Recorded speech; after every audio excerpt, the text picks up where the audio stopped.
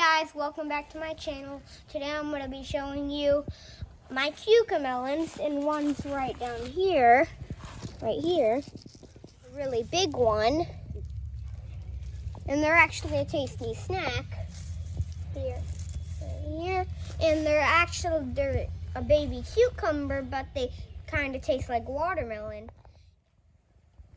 And it's actually really tasty. If you guys want to grow your own CUCAMELONs, they're so easy to grow. So you just have to dig a hole, drop the seed in, cover it back in with the dirt, and then you can water it.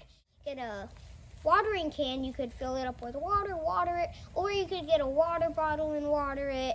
And then you let it grow. It takes a little while, it doesn't take that long, and then you can eat them.